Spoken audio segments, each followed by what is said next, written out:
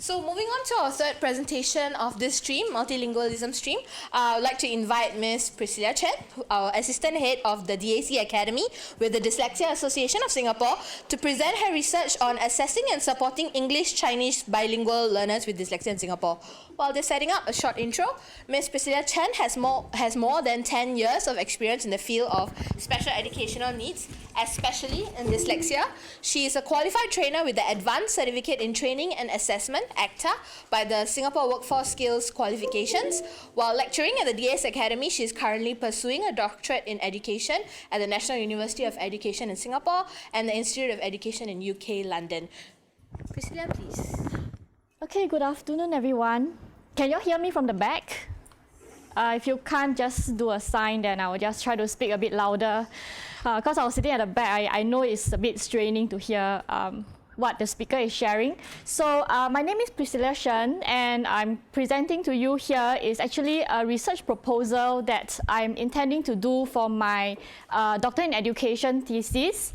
I'm currently doing my Doctor in Education, which is actually a dual award program by the National Institute of Education and University College London. So of course, I'm happy to take on any questions or any discussions that you have later on after I've done my presentation.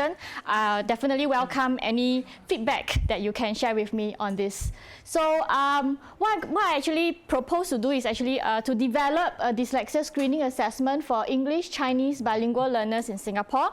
And just to give you an overview and understanding of what Singapore's bilingual context is like, to date in Singapore, we have about 5.6 million people in total, and of which we have 4 key ethnic groups, which is Chinese, Malay, Indian, and also others. And Chinese takes up the majority of the population, which is about 74%. And obviously I'm from the Chinese ethnic group, and that's why I'm actually very interested in looking at bilingual assessment for bilingual learners in Singapore. So although we have different ethnic groups, we actually communicate through a main language, which is in English language. And English language basically is our main form of communication and also a key language used in our educational instructions as well. However, within each ethnic groups, we do actually learn another language, which is our mother tongue. So for Chinese, we learn the Chinese language, and the Malay for Malay, and the Indian for the Tamil, and so on. So all of us actually do learn, and we actually do speak at least 2 languages in Singapore. And for the Chinese, Chinese language itself, if you go to other countries like Hong Kong, if you ask them if you speak Chinese, they do say yes, but their Chinese is actually Cantonese. And in Singapore, our Chinese is what we call Putonghua, which is a unifying Mandarin language to allow Chinese of different dialect groups to be able to communicate with one another. So Singapore actually takes on Putonghua as our Mandarin language for the Chinese, which is also following China's economic and pragmatic reasons. So there has been discussion, or I don't know whether you will call it a debate or a discussion, whether are we as a bilingual learner learning Chinese as a mother tongue or a second language. So I used to say we learn Chinese as a second language, and I have been argued by some Chinese teachers before and say no, actually these are called mother tongue, and thus they are not considered second language. However, we do understand that although we all do speak 2 languages, but English are mainly our strongest language, and Chinese for some of us, unfortunately, gradually becomes a second language. So even in school, in primary school, students actually learn Chinese language in different levels depending on their academic performance as well. So the better ones, of course, get to take a more difficult level of Chinese, which is the higher Chinese, which is available from P1 to P6, or some students, they take on the standard Chinese, Or for those students who are a bit weaker and they just need to learn how to do word recognition and also speaking Chinese orally, they will take on the foundation level of Chinese, but that is only available at P5 and P6. So this is just to give you a context and understanding of what Singapore's bilingual context is like. And of course, our students with dyslexia, because we are bilingual learners, and dyslexia is actually a language-based difficulties, you will do notice that some students struggle more with English, some students may struggle more with Chinese, or they may struggle with both, right? So it's quite difficult to really understand, how dyslexia are truly affecting our students' learning of languages, whether it's English or in Chinese. I mean, of course, in my context right now, I'm just looking at English and Chinese. Hopefully, in future, I can also look at bilingual assessment for the other ethnic groups as well. So how is dyslexia formally diagnosed in Singapore? Of course, we do have the formal assessment, which is the educational psychological assessment that follows the DSM-5 criteria. So DSM actually stands for the Diagnostic Statistical Manual, and the assessment looks at the disparity between the performance, the literacy performance with age appropriateness, and of course the child's cognitive ability as well. And of course, it also looks at whether there is any symptoms of dyslexia that is found in the students' reading, spelling, and writing as well. And of course, in these psychological assessments, they are all done in English. Instructions were given in English because that's our main language for communication and instruction. Even the observations in terms of their reading, spelling, and writing is also based on English language as well. Yeah. So, but because psychological assessment can be quite consuming in terms of its time, effort, and sometimes it can be monetary as well.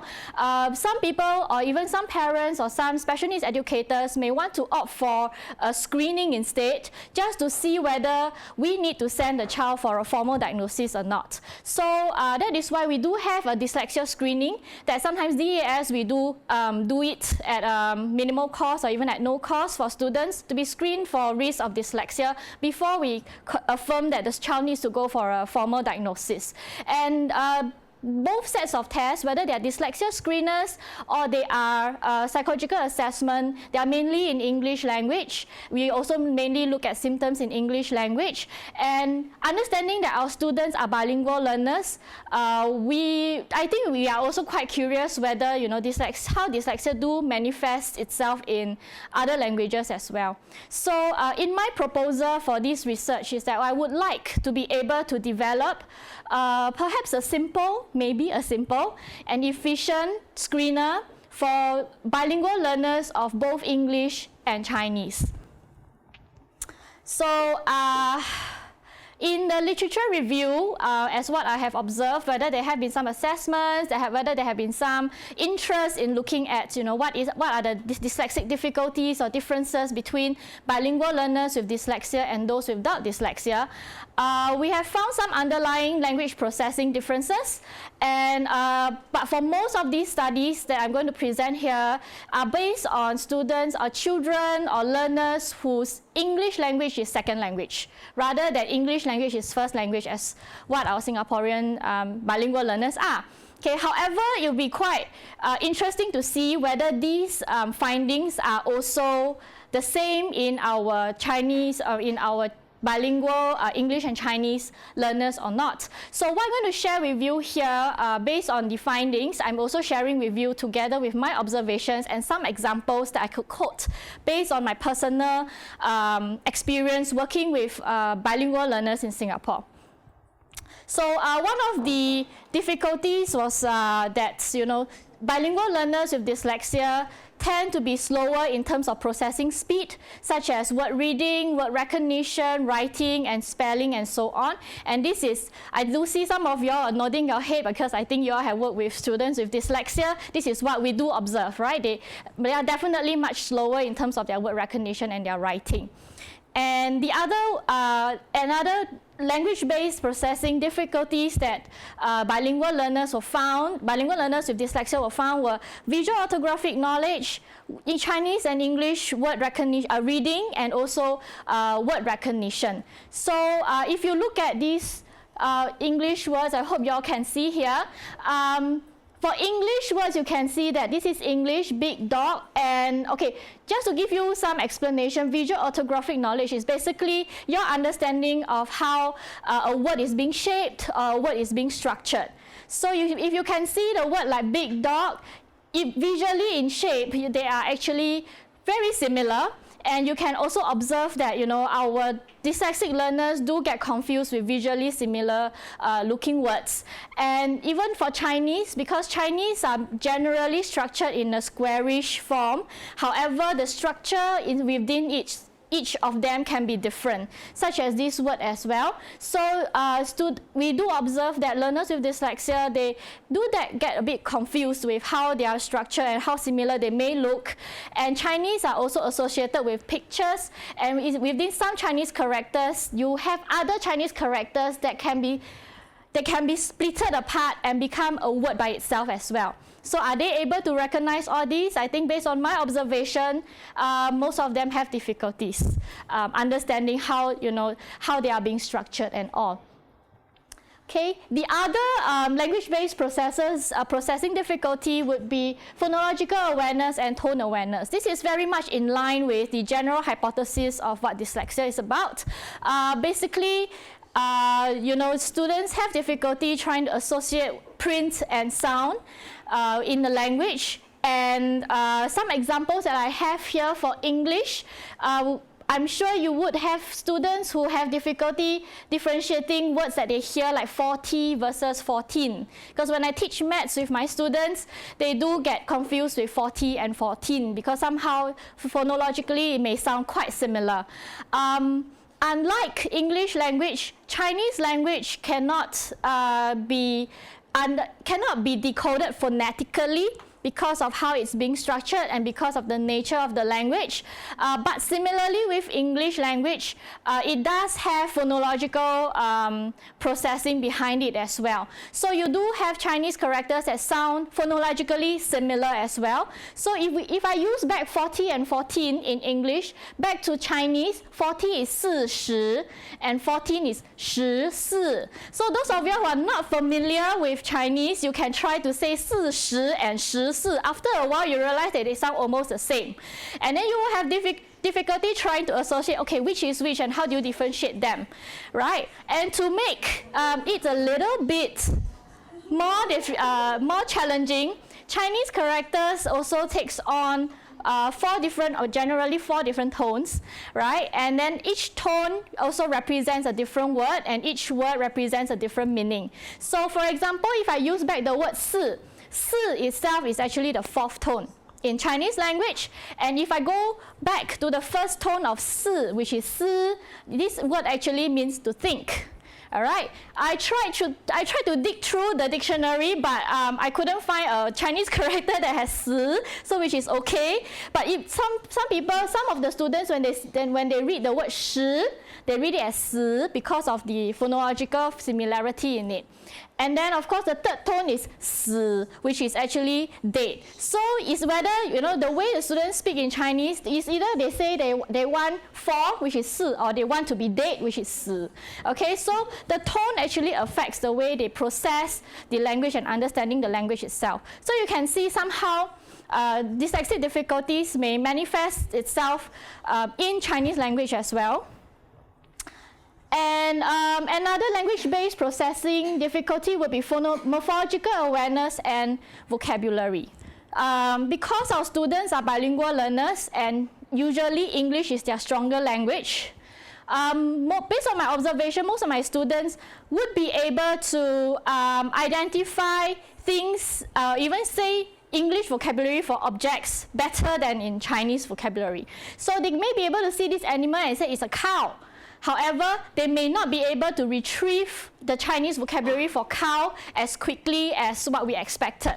So some of them, they may think of like, oh, is it new, which is actually the correct vocabulary, which means cow, or they may think that, oh, is it which is visually similar, but it actually means noon, or could it be yang, which somehow visually it may look quite similar, but semantically it is also similar because yang means a lamb or a sheep.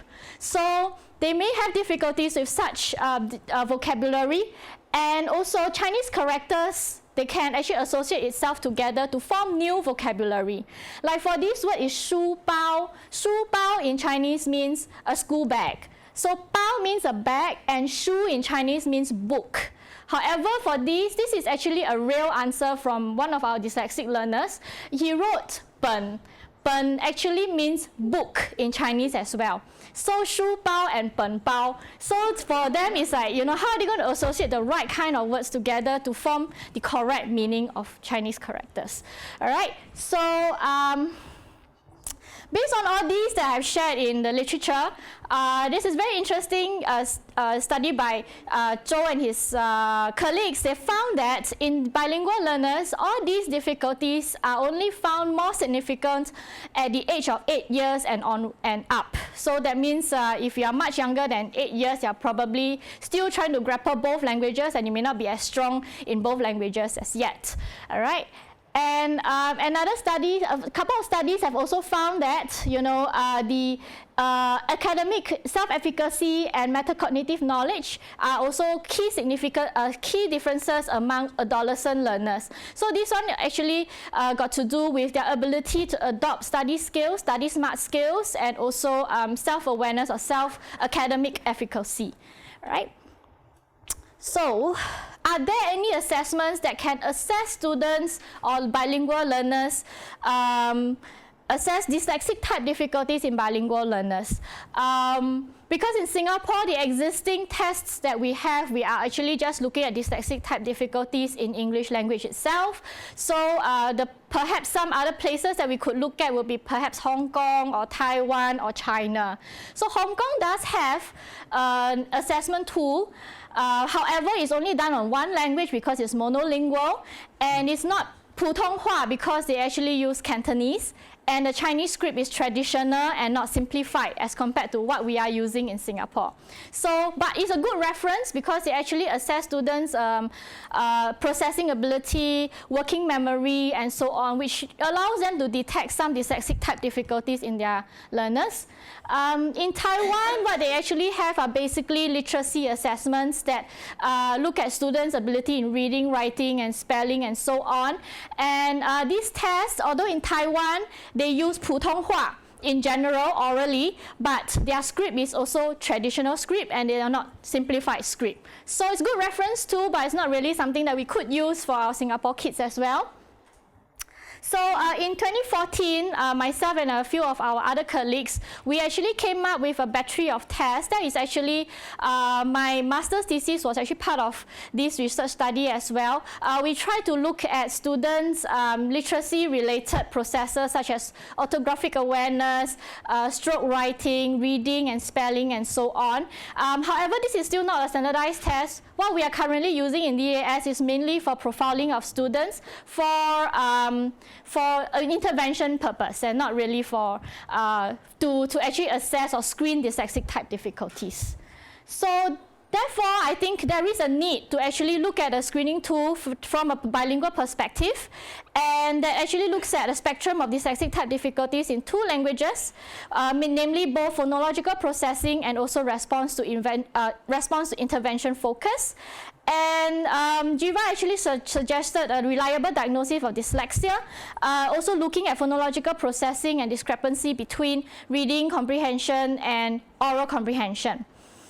This another interesting study was found by Albro and his colleague, that they actually came up with a dynamic reading test that allows students to actually look at 3 novel letters with sound, and then they test them through sound drill and also synthesizing these sounds in their reading and writing. And it's actually quite interesting because it actually eliminates the influence of second language, and somehow their findings is consistent with IDA's definition of dyslexia. So this is something that perhaps I can make reference to as well in my proposal. proposal. So for the purpose of my research study, I would want to develop a screening assessment that provides a holistic assessment for bilingual learners with English and Chinese language. And perhaps this screening tool can also be a supplementary information to the existing formal psychological assessment as well. So in my study, I would like to look at what are dyslexic symptoms manifested in learning of English and Chinese in our students, and which of these identified dyslexic symptoms can be used to actually construct this screening assessment, and whether this assessment eventually becomes a valid tool for our English and Chinese bilingual Singaporean learners. Right, so my research study would employ the mixed method of both qualitative and quantitative in nature, and it will be conducted in two phases. First phase, I would like to do a qualitative method involving case studies of students analyzing their dyslexic type difficulties, and phase two, whereby I would develop a screening tool and then I will test for its reliability and validity.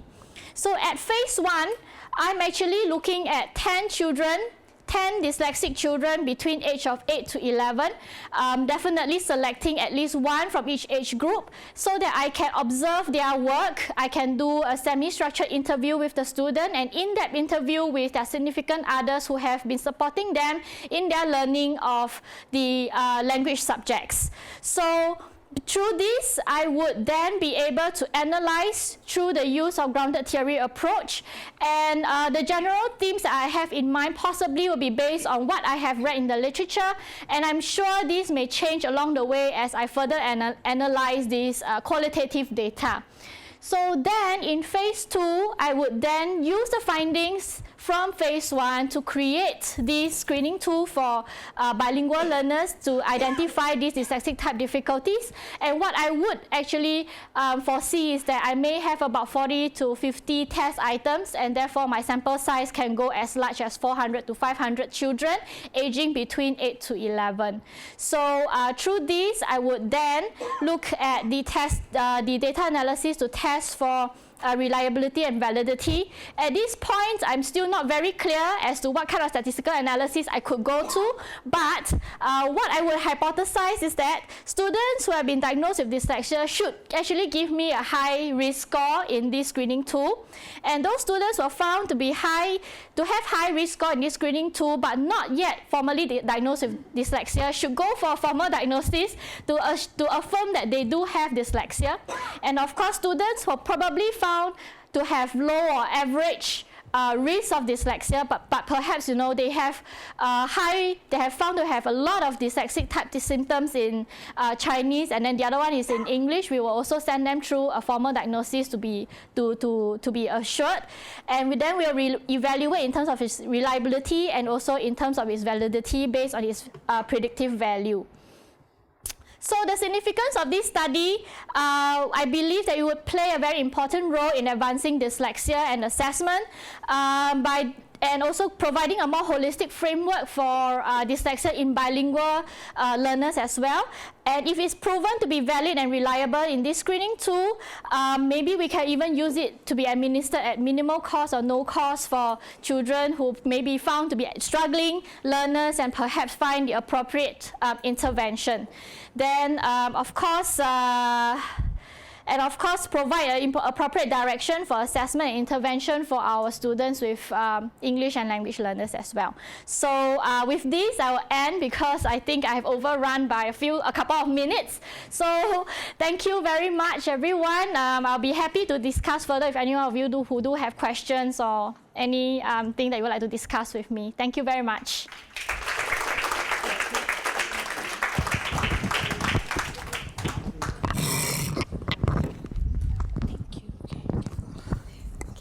Thank you so much, Priscilla. I would like to invite our Chief Financial Officer, Ms. So Chow, to come and give Priscilla a token of appreciation.